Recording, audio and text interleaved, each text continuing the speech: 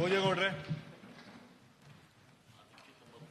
ಮಾನ್ಯ ಯತೀಂದ್ರ ಅವರೇ, ಈ ದಸರಾದಲ್ಲಿ ಇವರು ಹೇಳಿದ್ದನ್ನ ಈ ದಸರಾದಿಂದಾನೇ ಮಾಡಿಸೋಣ.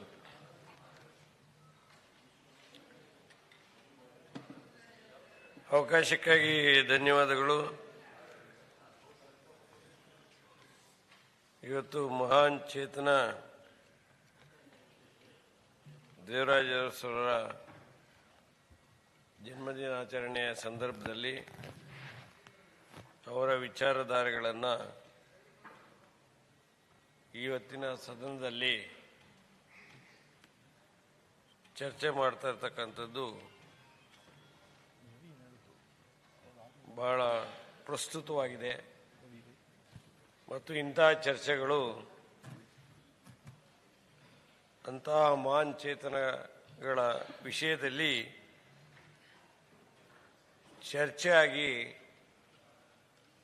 ಚರ್ಚೆಯಲ್ಲಿ ಬರ್ತಕ್ಕಂಥ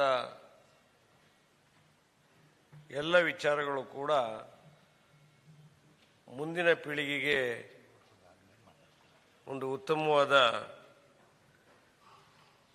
ಲೈಬ್ರರಿ ಆಗಬೇಕು ಅಂತೇಳಿ ನಾನಾದರೂ ಕೂಡ ಭಾವಿಸ್ತೇನೆ. ಇವತ್ತು ದೇವರಾಜ ಅರಸರವರ ಆದರ್ಶ ತತ್ವ ಸಿದ್ಧಾಂತಗಳ ಬಗ್ಗೆ ನಾವೆಲ್ಲ ಮಾತಾಡ್ತೀವಿ.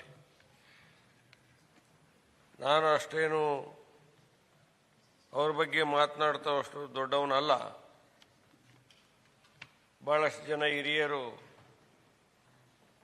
ಅವ್ರ ಜೊತೆಯಲ್ಲಿ ಶಾಸಕರಾದವರು ಕೂಡ ಕೆಲವರು ಇದ್ದಾರೆ. ನಮ್ಮ ಹೊರಟ್ಟಿಯವರು ಈ ಸದನದಲ್ಲಿ ಅವರನ್ನು ನೋಡಿದ್ದಾರೆ. ಇವತ್ತು ಆದರ್ಶ ತತ್ವ ಸಿದ್ಧಾಂತಗಳು ಇವತ್ತಿನ ರಾಜಕಾರಣದಲ್ಲಿ ಅವು ಎಷ್ಟರ ಮಟ್ಟಿಗೆ ಉಳಿದಿದ್ದಾವೆ ಅನ್ನೋ ವಿಚಾರವನ್ನು ನಾವೆಲ್ಲರೂ ಕೂಡ ಆತ್ಮಾವಲೋಕನ ಮಾಡ್ಕೋಬೇಕಾಗ್ತದೆ. ಅದು ಹೇಳೋದಕ್ಕಿದೆ ವಿಚಾರ,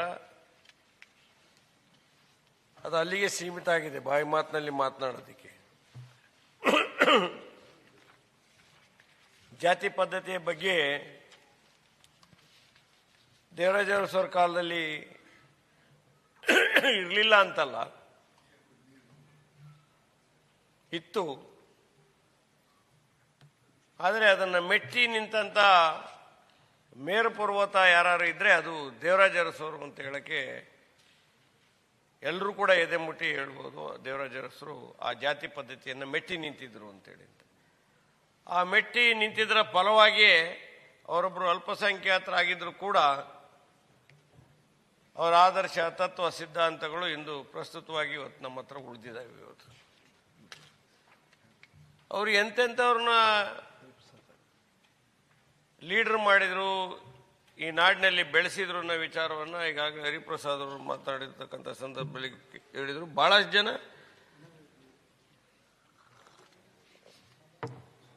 ಅದರ ವಿಶೇಷವಾಗಿ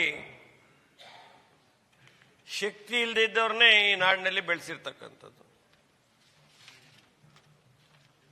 ಈಗ ನಮ್ಮ ಖಾದರ್ ಸಾಹೇಬ್ರು ಇಲ್ಲಿಂದ ಹೋದ್ರು ಅಂತ ಕಾರಣ, ಖಾದರ್ ಇದ್ರು ಇಲ್ಲಿ. ಉಳುವನೆ ಭೂಮಿ ಒಡೆಯ ವಿಚಾರದಲ್ಲಿ ಬಂದಾಗ ಅವಿಭಾಜ್ಯ ದಕ್ಷಿಣ ಕನ್ನಡ ಜಿಲ್ಲೆಯಲ್ಲಿ ಸಭಾಧ್ಯಕ್ಷರೇ, ಉತ್ತರ ಕನ್ನಡ ಜಿಲ್ಲೆಯಲ್ಲಿ, ಶಿವಮೊಗ್ಗ ಜಿಲ್ಲೆಯಲ್ಲಿ, ನಮ್ಮ ಚಿಕ್ಕಮಗಳೂರು ಜಿಲ್ಲೆಯಲ್ಲಿ ಅತಿ ಹೆಚ್ಚು ಗಣಿದಾರರ ಅನುಕೂಲ ಆಗಿರ್ತಕ್ಕಂಥದ್ದು ಆ ಉಳುವನೆ ಭೂಮಿ ಒಡೆಯ ಆ ಕಾಯ್ದೆ. ಇವತ್ತು ಬಹಳಷ್ಟು ಜನ ಜಮೀನ್ದಾರರು ನಿರ್ಗತರಾಗಿರೋ ಒಂದು ಕಡೆ, ಆದರೆ ಯಾರು ಈ ನಾಡಿನಲ್ಲಿ ಕಟ್ಟ ಕಡೆಯ ಮನುಷ್ಯ ಯಾರಿದ್ದು ಅವರೆಲ್ಲರೂ ಕೂಡ ಭೂಮಿಯ ಒಡೆತನವನ್ನು ಕೊಡ್ತಕ್ಕಂಥ ಒಂದು ಬಹುದೊಡ್ಡ ಕಾರ್ಯವನ್ನು ಮಾಡಿದರು. ಇವತ್ತು ಇಡೀ ದೇಶದಲ್ಲಿ ತಂದದ್ದಂಥದ್ದು 20 ಅಂಶಗಳ ಕಾರ್ಯಕ್ರಮ, ಶ್ರೀಮತಿ ಇಂದಿರಾ ಗಾಂಧಿ ಅವರ ಕಾಂಗ್ರೆಸ್ ಕಾರ್ಯಕ್ರಮ ಇಡೀ ದೇಶದಲ್ಲಿ ತಂದಂಥ ಕಾರ್ಯಕ್ರಮ. ಆ 20 ಅಂಶಗಳ ಕಾರ್ಯಕ್ರಮ ಇಡೀ ದೇಶದಲ್ಲಿ ತಂದಂಥ ಸಂದರ್ಭದಲ್ಲಿ ನಾನು ಅಷ್ಟೊಂದು ಪರಿಣಿತನ ಅಲ್ಲದೇ ಇದ್ರೂ ಕೂಡ ಆ 20 ಅಂಶಗಳ ಕಾರ್ಯಕ್ರಮವನ್ನು ಸಂಪೂರ್ಣವಾಗಿ 100% ಅದನ್ನು ಕಾರ್ಯಗತ ಮಾಡಿದಂಥ ಯಾರಾದರೂ ಒಬ್ಬರು ಮುಖ್ಯಮಂತ್ರಿ, ಅಂದಿನ ಮುಖ್ಯಮಂತ್ರಿ ಇದೆ, ಅದು ದೇವರಾಜ ಅರಸು ಒಬ್ಬರೇ ಈ ದೇಶದಲ್ಲಿ ಅಂತ ಹೇಳೋದಕ್ಕೆ ಹೆಮ್ಮೆ ಪಡ್ತೀನಿ ಇವತ್ತು. ಆದರೆ ಹೇಳಿದ ಫಲ, ಅದನ್ನು ಇಂಪ್ಲಿಮೆಂಟ್ ಮಾಡಿದ ಫಲವಾಗಿ ಕಾಂಗ್ರೆಸ್ಗೆ ಬಹು ದೊಡ್ಡ ಕೀರ್ತಿ ಬಂತು. ಕಾಂಗ್ರೆಸ್ಸಿನ ಕೀರ್ತಿ ಮೇರು ಪರ್ವತದಂತೆ ಶೃಂಗಗಿರಿವರೆಗೆ ಮುಟ್ತು.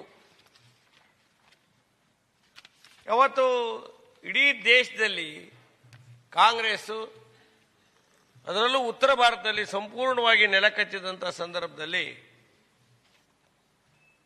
ಶ್ರೀಮತಿ ಇಂದಿರಾ ಗಾಂಧಿ ಅವರು ರಾಯಬರೇಲಿಯಲ್ಲಿ ಸೋತ ನಂತರ ಅವ್ರನ್ನ ಕರ್ನಾಟಕಕ್ಕೆ ಕರ್ಕೊಂಡ್ಬಂದು ಚಿಕ್ಕಮಗಳೂರಿನಲ್ಲಿ ಚುನಾವಣೆಗೆ ನಿಲ್ಲಿಸ್ತಕ್ಕಂಥ ಧೈರ್ಯ ಮಾಡಿದ್ದು ದೇವರಾಜ ಅರಸು. ದೇವರಾಜ ಅರಸು ಧೈರ್ಯ ಮಾಡಿ ಅವತ್ತು ಚಿಕ್ಕಮಗಳೂರಿಗೆ ಕರ್ನಾಟಕ ರಾಜ್ಯದಲ್ಲಿ ಪಾರ್ಲಿಮೆಂಟಿಗೆ ಅವತ್ತು ನಿಲ್ಲಿಸ್ತಕ್ಕಂಥದ್ರಲ್ಲಿ DB ಚಂದ್ರೇಗೌಡರು ರಾಜೀನಾಮೆ ಕೊಡಿಸೋ ಮುಖಾಂತರ ಇಡೀ ದೇಶ ನೋಡ್ತು ಆ ಚುನಾವಣೆಯನ್ನು. ಇಡೀ ದೇಶದ ಮೂಲೆ ಮೂಲೆಗಳಿಂದ ಎಲ್ಲ ನಾಯಕರುಗಳು ಕೂಡ ಚಿಕ್ಕಮಗಳೂರಿಗೆ ಬಂದಿದ್ದು. ನಾನು ಸ್ಟೂಡೆಂಟ್ ಫೈನಲ್ ಇಯರ್ ಡಿಗ್ರಿನಲ್ಲಿ ಕಲಿತಾ ಇದ್ದೆ. ನಾನು 78 ಇದರಲ್ಲಿ PUC ಸೆಕೆಂಡ್ PUCನಲ್ಲಿ ಬಂದಿದ್ದೆ. ಆಗ ಇಡೀ ದೇಶದ ಜನ ಎಲ್ಲ ಇದ್ರು. ನಾವು ಏನು ಅಂತ ನೋಡಕ್, ಸಣ್ಣ ಹುಡುಗರು ನೋಡಕ್ ಹೋಗ್ತಾ ಇದ್ವು. ಚಿಕ್ಕಮಗಳೂರಿನಲ್ಲಿ ಹನುಮಂತಪ್ಪ ಸರ್ಕಲ್ ಬಹಳ ಫೇಮಸ್ ಸರ್ಕಲ್. ಆ ಸರ್ಕಲಲ್ಲಿ ಪಾಸ್ ಆಗುವಾಗ ಸಾವಿರಾರು ಜನ ಇದ್ರು. ಹರಿಪ್ರಸಾದ್ ಅವರು ಆ ಕಾನ್ವಾಯ್ಲಿ ಇದ್ರು ಅಂತ ಕಾಣುತ್ತೆ. ಹರಿಪ್ರಸಾದ್ ಅವರೇ, ಶ್ರೀಮತಿ ಇಂದಿರಾ ಗಾಂಧಿ ಅವ್ರನ್ನ ದೇವರಾಜ ಅರಸು ಅವರು ಆ ಡಿಸ್ಟಿಕ್ ಫೀಲ್ಡ್ ಇಳಿದು ಕಾರ್ನಲ್ಲಿ ಕರ್ಕೊಂಬರ್ಬೇಕಾದ್ರೆ ಆ ಕಾನ್ವಾಯ್ನಲ್ಲಿ ನೀವೆಲ್ಲ ಮುಖಂಡರುಗಳು ಆ ಫಾಲೋ ಮಾಡಿ ಬರ್ತಾ ಇರ್ತಕ್ಕಂಥ ಸಂದರ್ಭದಲ್ಲಿ ತಾವುಗಳೆಲ್ಲ ಎಲ್ಲರೂ ಇದ್ರು. ಆಲ್ಮೋಸ್ಟ್ ಇಡೀ ದೇಶನೇ ಇಲ್ಲಿತ್ತು. ಆ ಸಂದರ್ಭದಲ್ಲಿ ಆ ಸರ್ಕಲಲ್ಲಿ ಸುಮಾರು ಒಂದು 8-10 ಸಾವಿರ ಜನ ಮೇಲೆ ಸೇರಿದ್ದಾರೆ. ಯಾವ ಪೊಲೀಸ್ಗೂ ಕೂಡ ಅದನ್ನು ಭೇದಿಸಕ್ಕಾಗಲ್ಲ, ಅಷ್ಟು ಜನ ಸೇರಿದ್ದಾರೆ. ಎಲ್ಲ ವಿರೋಧದವರು, ಯಾರು ಕೂಡ ಕಾಂಗ್ರೆಸ್ಸಿಗೆ ಪರವಾಗಿದ್ದಂತಾರಲ್ಲ. ಆವಾಗ ಕಲ್ಲು ಬೀಸ್ತಾರೆ, ಚಪ್ಪಲಿ ಬೀಸ್ತಾರೆ, ಏನೇನೆಲ್ಲ ಬೀಸ್ತಾರೆ. ಅದ್ರ ನಡುವೆ ದೇವರಾಜ ಅರಸು ಕಾರು ಪಾಸ್ ಆಗಿ ಬರ್ತದೆ. ಜಾರ್ಖಂಡ್ ಲೀಡರ್ಶಿಪ್ ವೀರೇಂದ್ರ ಪಾಟೀಲ್ ಕಂಟೆಸ್ಟ್ ಮಾಡಿದಂಥದ್ದು. ಅಲ್ಲಿಂದ ಡಿಸ್ಟಿಕ್ ಫೀಲ್ಡ್ ಹೋಗೋವರೆಗೆ ಸುಮಾರು 1 ಕಿಲೋಮೀಟರ್, 1-2 ಕಿಲೋಮೀಟರ್ ವರೆಗೆ ಜನ ಸಾಗರನೇ. ಹುಡುಗರು ಏನು ಆ ಹುಚ್ಚೆದ್ದು ಆ ಎಮರ್ಜೆನ್ಸಿ ವಿಚಾರದಲ್ಲಿ ಇಂದಿರಾ ಗಾಂಧಿ ಅವರ ಬಗ್ಗೆ ಅಷ್ಟೊಂದು ಆಕ್ರೋಶ, ಕಾಂಗ್ರೆಸ್ ಬಗ್ಗೆ ಅಷ್ಟೊಂದು ಆಕ್ರೋಶ ಇದ್ದಂಥ ಸಂದರ್ಭದಲ್ಲಿ ಚಿಕ್ಕಮಗಳೂರು ಪಟ್ಟಣವನ್ನು ಪ್ರವೇಶ ಮಾಡ್ತಕ್ಕಂಥ ಗಂಡೆದೆಯನ್ನು ತೋರಿಸಿದಂಥವ್ರು ದೇವರಾಜ ಅರಸು. ಅದರಲ್ಲಿ 2 ಮಾತಿಲ್ಲ. ಅವತ್ತು ಅವರು ಬಂದು ಡಿಸ್ಟಿಕ್ ಫೀಲ್ಡಲ್ಲಿ ಒಂದು ಭಾಷಣ ಮಾಡ್ತಾರೆ. ಆ ಭಾಷಣಗಳು ಪ್ರತಿಗಳು ಕೂಡ ಈಗಲೂ ಕೂಡ ಇದ್ದಾವೆ. ನಾವು ಸ್ವಲ್ಪ ಹುಡುಗರು ಸ್ಟೂಡೆಂಟ್ ಆಗಿದ್ದರಿಂದ ಕೇಳಿದ್ದೀವಿ. ಅಲ್ಲಿ ಯಾರು ಸ್ವಲ್ಪ ಗಲಾಟೆ ಜೋರು ಮಾಡ್ತಾ ಇರ್ತಾರೆ, ಅವರಿಗೆಲ್ಲ ಓಪನ್ ಭಾಷಣದಲ್ಲಿ ಹೇಳ್ತಾರೆ ದೇವರಾಜ ಅರಸು ಅವರು, ಇಲ್ಲಿ ನೀವ್ಯಾರು ಬಂದಿದ್ದೀರಿ, ಯಾರು ಗಲಾಟೆ ಮಾಡ್ತಾ ಇದ್ದೀರಿ, ನೀವ್ಯಾರು ನನ್ನ ಪಕ್ಷಕ್ಕೆ ಓಟ್ ಹಾಕೋಂತಾರಲ್ಲ, ನೀವ್ಯಾರು ಶ್ರೀಮತಿ ಇಂದಿರಾ ಗಾಂಧಿ ಅವರಿಗೆ ಓಟ್ ಹಾಕೋಂತಾರಲ್ಲ, ನೀವು ಮರ್ಯಾದೆಯಲ್ಲಿ ಈ ಕ್ಷಣದಲ್ಲಿ ನೀವು ಈ ಜಾಗ ಖಾಲಿ ಮಾಡದೇ ಇದ್ರೆ ನಿಮಗೇನೇನು ಆಗ್ಬೇಕು ಅದೆಲ್ಲ ನಾನು ಮಾಡಿ ತೋರಿಸ್ತೀನಿ ಅಂತೇಳಿ ಅವರು ಮುಖ್ಯಮಂತ್ರಿಯಾಗಿ ಆ ಕ್ಯಾಂಡಿಡೇಟ್ನ ಪಕ್ಕದಲ್ಲಿ ಇಟ್ಕೊಂಡು ಭಾಷಣ ಮಾಡಿದಂಥ ಮಾತುಗಳಿದೆಯಲ್ಲ, ಆ ಮಾತುಗಳನ್ನು ಅಂಥ ಗಂಡೆದೆಯ ಮಾತುಗಳು ಯಾರು ಕೂಡ ಆಡೋಕ್ಕಾಗೋದಿಲ್ಲ. ಅಂಥ ಒಂದು ಎಲ್ಲಿ ಹೋದ್ರೂ ವಿರೋಧ ಕಾಣ್ತಾ ಇರುತ್ತೆ. ಶ್ರೀಮತಿ ಇಂದಿರಾ ಗಾಂಧಿ ಅವರು ಯಾವ ಹಳ್ಳಿ ಕರ್ಕೊಂಡು ಹೋದ್ರು ಅಲ್ಲಿ ಅಷ್ಟು ವಿರೋಧ ವ್ಯಕ್ತಪಡಿಸ್ತಾರೆ.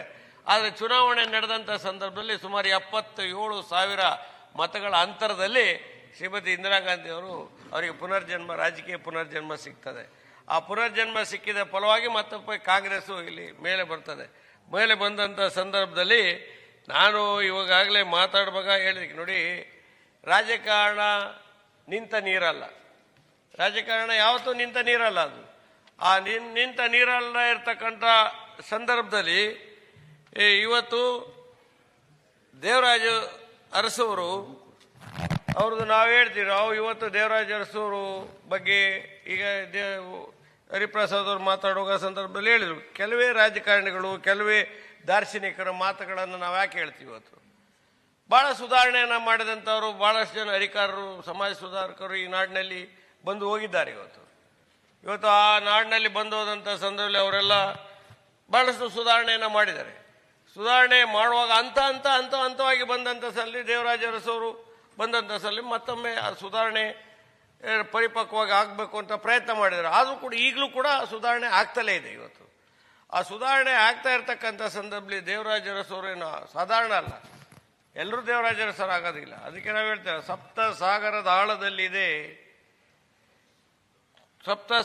ಆಳದಲ್ಲಿದೆ ಅದನ್ನು ಈಜಿ ತಲುಪುವವರು ಎಷ್ಟು ಮಂದಿ, ಎಷ್ಟು ಜನ ಇದ್ದಾರೆ, ಎಷ್ಟು ಜನ ಸಪ್ತ ಸಾಗರದ ಆಳದಲ್ಲಿ ಇರ್ತಕ್ಕಂಥ ಅಂತ ಒಂದು ಮೇರು ಪರ್ವತ ದೇವರಾಜ ಅರಸು ಅಂತೇಳಿ. ಅದು ಇನ್ನೂ ಮುಂದುವರೆದು ಹೇಳ್ತಾರೆ, ಶೃಂಗಗಿರಿಗಳ ತುತ್ತ ತುದಿಯಲ್ಲಿ ಎಲ್ಲೋ ಒಂದೆಡೆ ಲಯವಿದೆ. ಲಯ ಅಂತಕ್ಕಂಥದ್ದು ಅಲ್ಲಿ ಇಲ್ಲಿ ಇಲ್ಲ. ಶೃಂಗಗಿರಿಗಳ ತುತ್ತ ತುದಿಯಲ್ಲಿ ಎಲ್ಲೋ ಒಂದು ಕಡೆ ಇದೆ.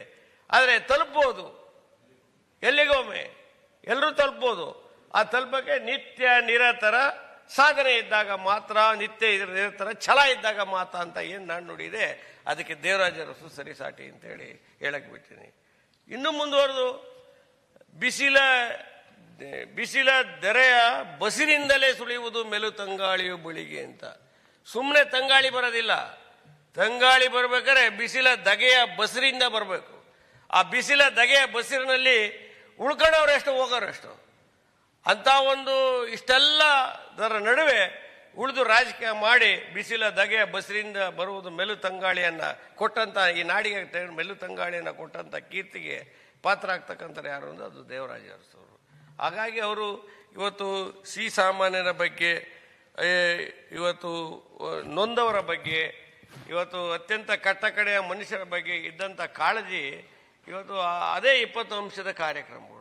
ಆ 20 ಅಂಶದ ಕಾರ್ಯಕ್ರಮಗಳನ್ನು ಇವತ್ತು ಬೇರೆ ಬೇರೆ ರೂಪದಲ್ಲಿ, ಬೇರೆ ಬೇರೆ ಹೆಸರಿನಲ್ಲಿ ಇವತ್ತು ಎಲ್ಲರ ಹೆಸರನ್ನು ಒಂದೊಂದು ಶಾಲೆಗಳು, ದೇವರಾಜ ಅರಸು ಇದರಲ್ಲಿ, ಮೊರಾರ್ಜಿ ದೇಸಾಯಿ ಶಾಲೆಯಲ್ಲಿ, ಅಂಬೇಡ್ಕರ್ ವಸತಿ ಶಾಲೆಯಲ್ಲಿ, ವಾಜಪೇಯಿ ಇದರೊಳಗಡೆ ಒಬ್ಬೊಬ್ಬರು ಹೆಸರನ್ನು ಎಲ್ಲವನ್ನು ಇಟ್ಕೊಂಡು ಬಂದಿದ್ದಾರಲ್ಲ, ಅವೆಲ್ಲವನ್ನು ಒಟ್ಟುಗೂಡಿಸಿ ನೋಡಿ. ಎಲ್ಲಾದರೂ ಒಂದು ಕಡೆ ಒಳಗಡೆ ಹೋಗಿ ನೋಡಿದಾಗ ಅದೆಲ್ಲವೂ ಕೂಡ 20 ಅಂಶದ ಕಾರ್ಯಕ್ರಮದ ಒಳಗೆ ಬರ್ತಕ್ಕಂಥದ್ದನ್ನ ವಿಚಾರವನ್ನು ನಾವೆಲ್ಲ ಇವತ್ತು ಅರಿಬೇಕಾಗ್ತದೆ.